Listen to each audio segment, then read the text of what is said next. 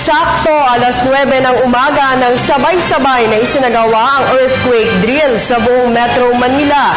Nilahukan ito ng mga estudyante, mga empleyado ng munisipyo at maging ng mga pribadong kumpanya.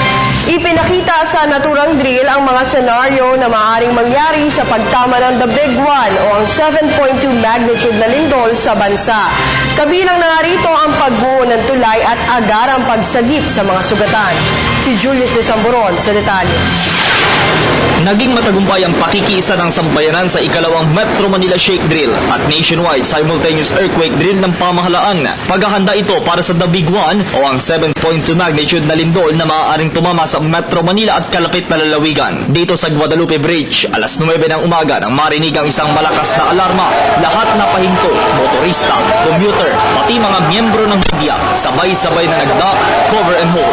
Isang minuto ding huminto ang MRT Line 3 bilang pakikisa. Tumigil din ang trapiko sa EDSA northbound lane. Matapos ang kunwari lindol, tumumbad na kaagad ang mga casualties. Ilan sa mga ito nadaganan ng mga nagbagsakang debris mula sa mga gusali at billboards. Isang pampasaherong taxi din ang nadaganan ng puno. Mabilis na responde pero naging maselan at pahirapan naman ang paglabas sa naipit na tsuper nito at pasahero. Nilapatan na din ng first aid ang mga sugatan. Bahagi pa din ng drill ang pagkasunog ng isang sasakyan na mabilis namang naapula ng Bureau of Fire Protection. Nasa senaryo din ang pagbuho ng Guadalupe Bridge. Isang sasakyan ang aksidenteng lumambitin dito.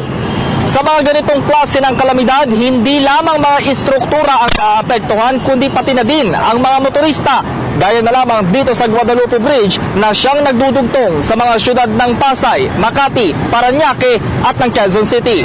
6 na individual din ang nahulog sa ilog. 4 sa mga ito ay naaktuhang nalulunod. Rumesponde kaagad ang spotter rescue boats ng MMDA. Mismo namang tinungo ni MMDA Chairman Atty. Emerson Carlos ang lugar. At sa pagbuho ng tulay, gumamit ito ng rubber boat upang makatawid patungo sa command center sa Campo Aguinaldo. Pasig River din ang nagsilbing alternatibo at mabilis na daan patungo sa West Quadrant sa Intramuros, Maynila. May naobserbahan naman ang hepe ng Special Traffic and Transport ng ahensya. Magandang naging nagawa natin ngayon dahil coordinated ang mga galaw ng lahat ng mga rescuers.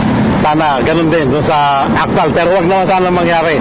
Malaking tulong naman para sa mag-aaral na si G.I. Docabo ang drill. Bukod sa kahandaan dito ay mayroon din siyang maituturo sa kanyang pamilya. Dito niya nakitang malaki pa din ang posibilidad na muling magkatagpo ang isang mag-anak kung may pinal na disaster plan. Masasabi kong handa na ako dahil maganda yung mga ganitong programa ng government ng gobyerno natin dahil hinahanda nila tayo, binibigyan nila tayo ng awareness at ina-educate nila tayo. Samantala, sabay-sabay ding nag-dock, cover and hold ang mga taga Quezon City Hall. Sa senaryo, agad na inilikas ang mga tao na nasa loob ng gusali. Bigla namang umusok ang ika-6 na palapag ng main building at may isang empleyado ang naiwan at natrap. Agad na dumating ang Bureau of Fire Protection upang sumaklolo, katuwang ang iba pang rescue team. Ang estimated time namin dito is 5 to 7 minutes. Ma-rescue natin kaagad ang natrap. Priority namin is yung traffic para maging maayos yung flow ng vehicle, yung ating mga ambulansya makalusot. Iniisip ko nga kapag nagkaroon ng earthquake, huwag naman. Pupunta ako sa ilalim ng cabinet namin sa loob, yung open. Tapos naglalagay ako ng sa ulo. Bukod naman sa mga tanggapan, nakiisa din ang ilang mga ospital sa bansa, gaya ng Chinese General Hospital sa lungsod ng Maynila. Sa kunwari pagbuho ng gusali, isang makeshift hospital na kaagad ang kanilang sinet up. Inihanda na rin ang Chinese Cemetery na may lawak na 50 hectares para sa karagdagang makeshift hospitals. Sa kabila ng ganitong hakbang, sinisiguro naman ang pamunuan ng hospital na makakayanan nito ang ganitong malalakas na kalamidad.